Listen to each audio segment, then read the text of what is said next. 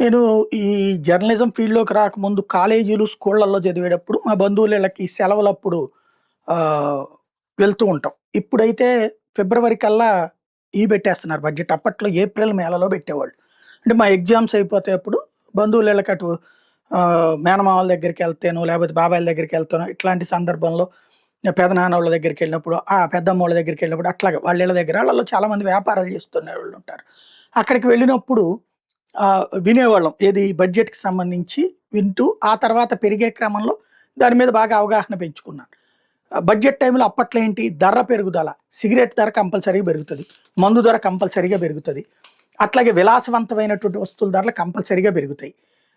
స్నోసు, పేస్టులు ఇట్లాంటియన్నీ కూడా. ఇకపోతే మిగతా ధరలు కొన్ని పెరుగుతాయి, కొన్ని తగ్గుతాయి. ఏది పెరుగుద్దో, ఏది తరుగుద్దో అన్నటువంటిది పేపర్‌లలో లీకులు, వాటిటిని కొనటం, వాటిటిని ఎక్కువ స్టోర్ పెట్టుకోవడం. నాకు బాగా గుర్తు చాలామంది వ్యాపారస్తులు సిగరెట్ ప్యాకెట్లు కరెక్ట్‌గా బడ్జెట్ టైంలో తీసుకొచ్చి పెంచి ఏది కార్టన్‌ల కొద్దీ అంటే లక్షలకు లక్షలు డబ్బులు పెట్టి సిగరెట్ కార్టన్‌లు కొనేసి పెట్టుకునేవాళ్ళు. ఎందుకంటే ఆ తర్వాత రేట్ ఖచ్చితంగా పెరుగుతది. ఆ విధంగా లాభం వస్తదనమాట. అట్లాగే చేసుకునేటటువంటోళ్ళు.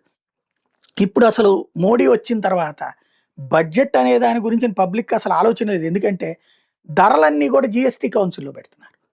ధరల పెరుగుదల, ధరల తగ్గుదల జీఎస్టీ కౌన్సిల్. ఇక బడ్జెట్ గురించి ప్రజలు ఆలోచించేది ఏంటయ్యా అంటే ఒక్క దాని పేరేంటది? పన్నుల ఎగ్జంప్షన్. అంటే పన్నుల ఆదాయ పన్ను తగ్గుతదా? పెరుగుతదా? ఈ ఒక్క పాయింట్ చుట్టూతానే ఎక్కువగా కనబడుతోంది.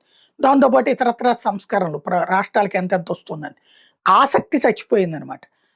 ఇంకోటి ఇట్లాంటి నాటకాలు ఇవేమీ లేకుండా ఇదివరకు ఎవరు ఒక వర్గం డబ్బులిస్తే ఆ వర్గానికి సంబంధించిన దాన్ని రేట్లు పెరిగేటట్టు చేయడం. ఒక వర్గం డబ్బులు ఇవ్వకపోతే వాళ్ళకి రేట్లు పడిపోయేటట్టు చేయడం ఆనాటి బడ్జెట్‌లో ఉండేది. అలా లేకుండా సిన్సియర్‌గా నడుస్తుందనమాట.